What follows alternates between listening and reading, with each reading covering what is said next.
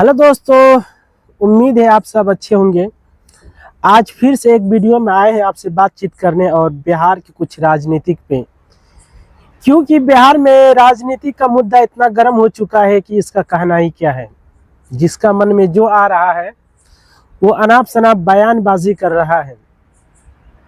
फिर आपको क्या मिलने वाला। अगर आप मुस्लिम हैं तो इस वीडियो को स्किप मत करना मेरे यार, क्योंकि ये वीडियो सिर्फ आपका हक के लिए मैं बना रहा हूँ। जैसे कि महागठबंधन जो इंडिया गठबंधन है उसी का बात कर रहा हूँ। जो 2% वाला है वो उप मुख्यमंत्री बन चुका है। मतलब जितने से पहले नहीं बनता है, लेकिन उसका मांग था, तेजस्वी यादव ने उसको पूरा किया। अशोक गहलोत को राजस्थान से लेके गया, उसके बाद कुछ मीटिंग किया, उसके बाद उसका मांग को पूरा किया गया। जो 2% वाला है उप मुख्यमंत्री रहेंगे बिहार का, महागठबंधन अगर जीतता है तो।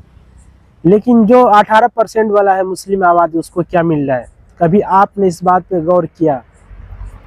70 साल से आप आंख मूंद करके आरजेडी और कांग्रेस को वोट करते आ रहे हैं, लेकिन आपको क्या दिया 70 सालों में? ये कभी आपने सोचा? नहीं ना सोचा। इस बार सोचने की बात है। इसीलिए मैं पहले से बोल रहा हूँ कि एक अपना नेता बनाओ। भले हारे 2 बार हारे 3 बार हारे, वो बात की बात है, लेकिन मुझे यह हक है मैं अपना हक के लिए आवाज़ उठाऊं और अपना हक के लिए लड़ूं।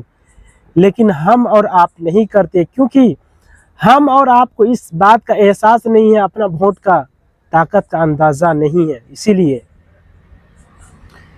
2% वाले को उप मुख्यमंत्री बना दिया गया है बिहार में चुनाव जीतने से पहले महागठबंधन। लेकिन जो 18% उसकी कभी चर्चा भी नहीं किया। जो मेरा साथ पिछले 70 सालों से देते आ रहा है, मैं उसके लिए क्या किया हूँ? कभी आपने सोचा? नहीं ना। इसीलिए मैं बार बार आप लोग से अपील कर रहा हूँ कि आप अपना एक ऐसा नेता बनाओ, आपकी हक की लड़ाई लड़े, वो आपकी आवाज़ को सुने और आपकी आवाज़ बने। लेकिन हम और आप चंद पैसों के लिए बिक जाते हैं। आरजेडी ये चाहता है, वो पार्टी ये चाहती है कि मुसलमान के पास कोई ऑप्शन नहीं है। वो पार्टी तो ये चाहता है उसके पास कोई ऑप्शन नहीं है, वो वोट मुझे ही करेगा। चाहे कांग्रेस पार्टी हो या आरजेडी पार्टी हो, उसको अच्छा तरीका से मालूम है मुसलमान वोट हमको ही करेगा, मुझे नहीं करेगा तो कहाँ जाएगा। जिसको आप पिछले 70 साल दिए, उसने आपको क्या दिया? 1 साल भी दिया नहीं ना। फिर सोचो, आप जिसके लिए 70 सालों से आंख मूंद के वोट कर रहे हैं, उनको भी ये बात का एहसास है मुसलमान जाएगा तो जाएगा कहाँ, उसके पास कोई दूसरा रास्ता नहीं है। लेकिन मैं आपसे एक अपील करता हूँ, आप अपना एक रास्ता चुनो, सही रास्ता सुनो और अच्छा रास्ता चुनो, और साथ सच्चा का साथ दो और हमेशा साथ देते रहो। यही बात तो मैं कहने आया हूँ आप लोग से।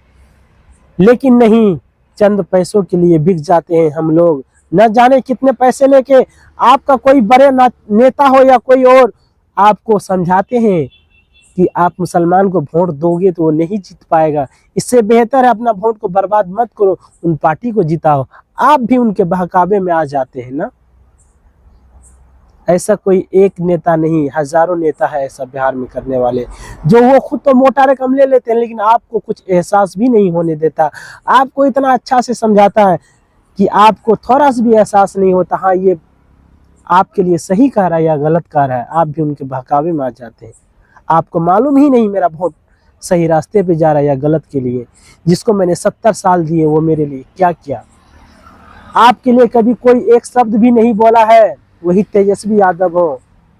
आई लव मोहम्मद पे जो हो रहा था विवाद, मीडिया वाला उनसे पूछा तो उन्होंने साफ इनकार कर दिया, मैं बिहार चुनाव में व्यस्त हूँ, इन मुद्दों पे मैं कोई बात नहीं करना चाहता।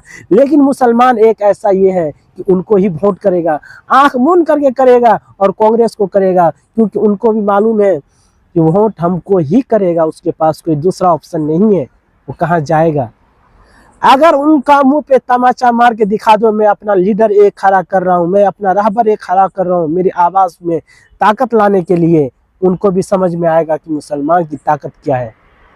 वो तो आपको हमेशा से वोट बैंक समझते आ रहा है, लेकिन हम और आप इस बात को नहीं समझे। सिर्फ इतना ही लग रहा है कि मेरा हक में सही फैसला करता है ना। वो किसी का हक में फैसला नहीं करता, कि कोई भी जाति से टूटना नहीं चाहता। वो हर एक पार्टी को अपना हर एक तरह से भाषण देते आते हैं कि उन पार्टी को लगे कि नहीं वो मेरा हक में है नेताजी, मुसलमान को लगता है कि मेरा हक में जो है तेजस्वी यादव या कांग्रेस का कोई लीडर मेरा हक में बोल रहा है। लेकिन ऐसा नहीं, वो खुल के कभी आपका साथ नहीं देगा। मैं ये चीज दावे पे कह रहा हूँ, ये कभी आपका खुल के साथ नहीं देखा, क्योंकि उसको राजनीतिक करना है तो आप सबका वोट लेना, हर एक जाति का वोट लेना है, सिर्फ आपका वोट से उसको काम नहीं चलेगा। लेकिन आप वोट नहीं देंगे तो मैं यकीनन कहता हूँ आपका पैरों पे आके गिरेगा।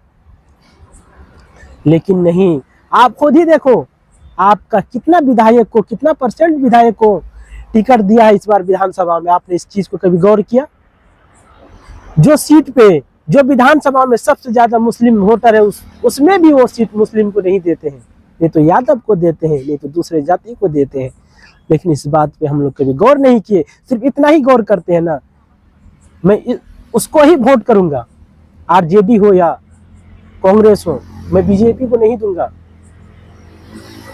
अपना मेंट का जो सोच है, सोच बदलो, अपना एक नया रास्ता निकालो।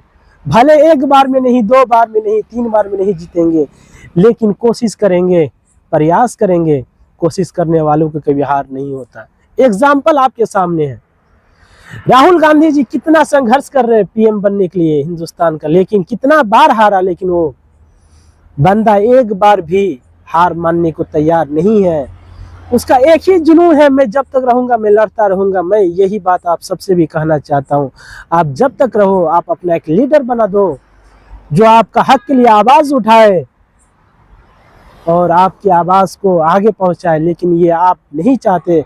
आप तो हमेशा वोट का आपका कोई महत्व नहीं जानते ना, हमेशा बाहर प्रदेश में रहते हैं ना, कितना अपील करने के बाद भी वोटिंग देने नहीं आते, क्योंकि जानते मेरा एक वोट से क्या हो जाएगा।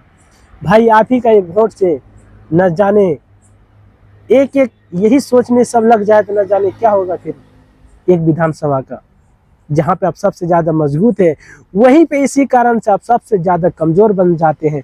अगर आपको वहाँ नेता, आपका वहाँ कोई एक कैंडिडेट आपके लिए नहीं देता है, यही है ना।